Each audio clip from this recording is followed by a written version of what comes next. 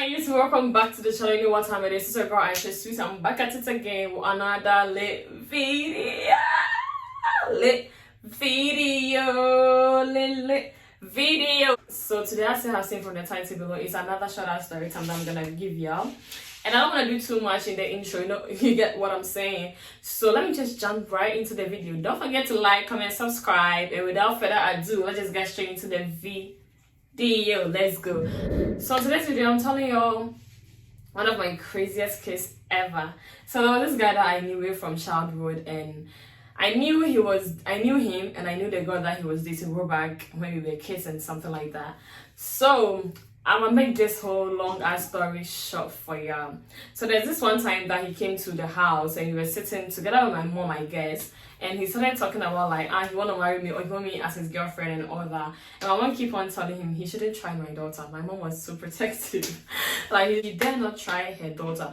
Because I was a kid, I think I was in class 6 or something like that, and I was naive about dating and all that. So my mom was making sure or telling him that I'm not ready for all that shenanigans.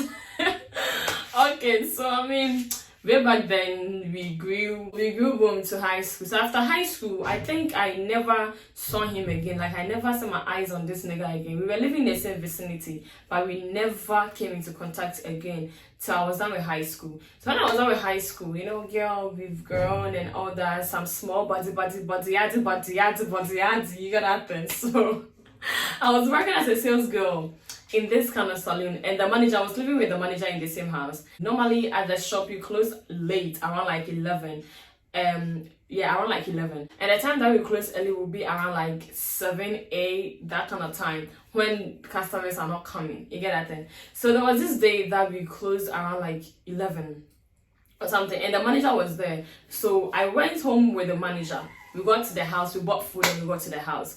When we got to the house, I was about to eat, but I came outside from the room, right? And I was standing in front of our house. And the thing is, we are living by the roadside. So when you come outside and you just be standing there, everybody passing by the roadside will actually see you. So then I was standing there, and this nigga that we just lost contact and everything called my name. I'll just name him Ring Light. So Ring Light called my name. He was like, Aisha. And I was like, I didn't want to respond because my mom always tell me we don't respond to people we don't know when they call out our names during midnight, or not midnight, like during nighttime. I don't have to respond because I don't know the person. So I was just standing there like, who the heck is calling?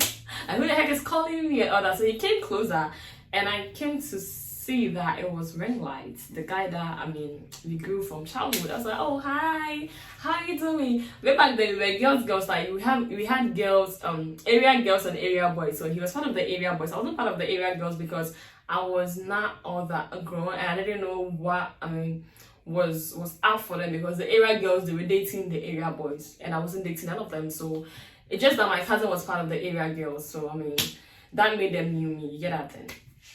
So the day was like, I was like, Ring Light, how are you doing? Fine, thank you, and all that. And this guy told me right there that he wanted to have a conversation with me. And frankly speaking, I didn't know that conversation was going to be so long because I was about to eat. So I was like, okay, fine, I can have that conversation quickly and I'll go back in there and eat. And I didn't tell him I was going to eat. I was like, okay, fine, let's have the conversation. So the whole conversation. So the whole conversation was about he was interested in me, and all that. I was like, what nigga? You know it's not gonna happen because I knew somebody you dated. Fine, maybe I wasn't cool with the person, like I wasn't friends with the person, but as time went on, I became free with the person that he was dating. So automatically it made that person my friend. And I was like, come on, I cannot date my friend's ex. Like, nah, I'm not doing this shit. And he was like, you know what, ever since I saw you growing up, like trying to create a whole kind of story in my ears, or trying to give me vibes and all that, but I still kept on, I still kept it as no, like we are not doing this. Okay, so and way back then too, I'm gonna just refer to way back then and present because they all formed up the story. I don't want to say this thing, yeah.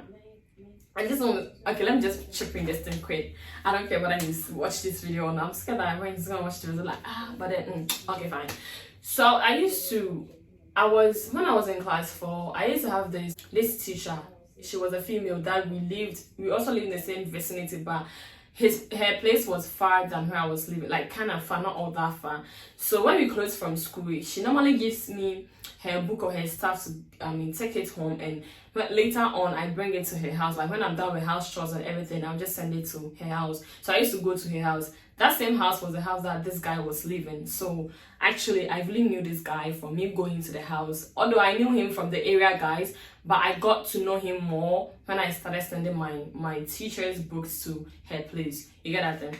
So we were just standing there chatting, and all of a sudden, he said, okay, then I should escort him to his house. You get that then? I was like, okay, fine, I don't mind. So we started walking and, talking and all that. So we got to a certain place that is a bar, and he bought me a drink. Was it a canned drink? Oh yeah, a canned drink or something. So I took the drink. I was like, okay, thank you. So as times we were going, we were talking still about the dating stuff and all that. I'm trying to convince him that no, we cannot date because I'm not doing that with him. And as a matter of fact, this didn't really click. I should have told him I should have told him that I was dating. That would have made the conversation very short between me and him. You get that thing? But it didn't really click my mind. So I was like, nah. I kept on saying I cannot do this with him. So as we were working, before I realized I was in his room. Before I realized I was in his fucking ass room. Okay, fine.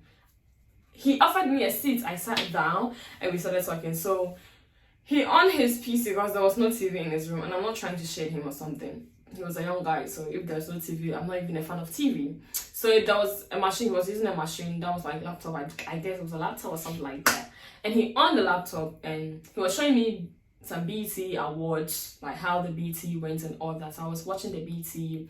So he told me he's gonna get right back to me because I think he had a call from his mom, so he went outside and came back in. Mind you, way back then, I was hearing that after JHS or something, and when we went to high school, he has turned into a weed smoker. And some kind of, gangster ass things that gangsters do. You get that thing? So I wasn't scared at all because I know definitely he's not gonna do anything bad to me. So when we were talking, he went out and he came back in, and we started talking and all that. Before I realized this nigga was closer to me in my seat. Nigga, why are you even closer to my sis? One thing about me is I'm very sensitive, so I'm always protecting myself. And the thing is, when you speak emotional, when something becomes emotional at a moment, I might fall for your trap or your tricks. You get that thing? So I don't know the kind of conversation we were having at that time, so I think I felt emotional and something like that before I realized we were kissing. Before I realized we were kissing.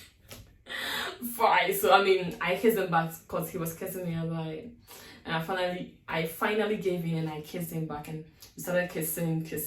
Mind you, that time that time I was in my period, so I was in pad. One thing I hate back then is for a nigga to touch my ass. I hate it so bad. Even if you're my boyfriend and you used to touch my ass, bro, don't do that. I hate it. And that's one thing that saved me. The moment we were kissing, I remember we stood up. So he was against the wall and I was facing him. Oh my god, I was about to eat it. Now see what I'm doing. So I was kissing him, he was kissing me before I realized this nigga's hands was down there touching my ass. So that's really got me angry and I pushed him. I was like, why did you even touch my ass in the first place?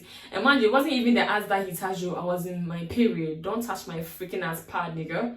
I hate that bullshit. I don't know what his intention was like. I don't know whether he wanted to have sex with me or he wanted to just rape me. No, I don't think it was rape because it started off slowly and I was into that kissing. You get it? It wasn't like he was the only person kissing me and trying to make me do anything. I was into the kissing also. But then immediately he touched my ass, I just went black. I was fucking angry and I just sat back. I sat back into the seat and I was so freaking mad. So that's why he started, I'm sorry. Niggas are, oh my god, boys can't lie. Boys can't lie. You've done kissing, you wanted to do whatever that you wanted to do, but then I stopped. So I don't know whether he felt embarrassed or something like that. So he started apologizing. I'm sorry. It won't happen. It didn't know. I'm in love with you. That's what I was like, what? Nigga, you cannot vibe me. You cannot vibe. This vibing shit, like, you cannot do it to me, you get that thing. So I get so mad and all that. And then I told him I want to get back to the house because I was about to eat when he came around. So he was like, okay, fine, let me escort you back into the house. So I took the drink. I didn't take in the drink when he bought, like, on the spot. I took it to his house. And when I was coming back to my house, I took it back. So when I was coming, I didn't really spit in front of him or something. But then after he was done, like after we departed, because he didn't actually escort me back to my house, like where he actually took me from. He just accompanied me to like a certain spot, and I told him it was okay, I can go by myself. So when he turned and he left, I started spitting like, oh my god, this shit was freaking ass. It was so freaking bad. I've never kissed somebody and I've started spitting. Like, I don't know how the kissing went on or something. It was something like I was hearing this kind of funny ass sense inside me. Like, I don't know whether if you're something bad is going on in your throat or let's say your mouth. I don't know whether some people can sense it, but me, I can sense it. Like, I can sense, nah, shit is not right in there. And it was so freaking ass, but like I was spitting. I cannot. Every 2 seconds I'm spitting. 2 seconds I'm spitting. 2 seconds I'm spitting. So I mean, it got to when I was about to eat. I can't just. I mean, come on. I can't brush my teeth and eat. It was late. I got back around like 11:45, almost 12 o'clock. It's about to knock 12. I'm about to eat. So this is what I did. I washed my mouth. I think I took in the drink. Like, I just spit, washed my mouth, and I took in the drink forcefully. So after taking in the drink, then I ate the food. So when I was done, I sat down for like some minutes and I brushed my teeth. So I was spitting like crazy. So I didn't know. I just, sat down for some time, spit for some time, and I just relaxed myself to bed. So the next morning, I'm thinking, it will reduce us. It reduced though, but I can still hear this funny answer. Like, kissing a weed smoker is crazy. Like, I've kissed like twice. And okay, the second one wasn't as bad as the first one. I don't know the type of weed the first one was smoking. It wasn't all that bad like the first one. The first one was so freaking ass bad. And something, you get that thing. It's like, oh my god, what even happened? And the next day I didn't block him. I never done block people. I just stopped picking up your calls. So I can call as many as you want. Aisha is not gonna pick your call. I'm not interested, so I'm not picking your call. I'm not picking your call. I remember I said yes to his proposal just for him to just stop bothering me. So the next day he was calling his baby and I never pick up his call. Like, I'm not interested, nigga. When I said no, that means no. So the next day thinking it reduced though, but I brushed my teeth again. I was still hearing this kind of funny ass sense. So one thing that I did was to just remove my mind from it, because if I keep on putting my mind on it, I will keep on spitting and spitting. It will be so crazy. So I just black out, like nothing happened between me and somebody and all that. And as time goes on, it became normal. I think it was there for like a week or something. I was okay, but I wasn't all that okay. And as time goes on, eating, brushing. Mind you, I brush 2 times a day. So eating, brushing, and everything was okay with me. I was like, oh my god, I'm never kissing a weed smoker again. Like, it was so trash. It was so freaking, like, I'm not shading nobody. It depends on the kind of weed that you smoke. You get that thing? And I didn't know what kind of thing that he was smoking. You get that thing? And it was so crazy. Like, comment, subscribe. See you in my next video. Love you. Bye.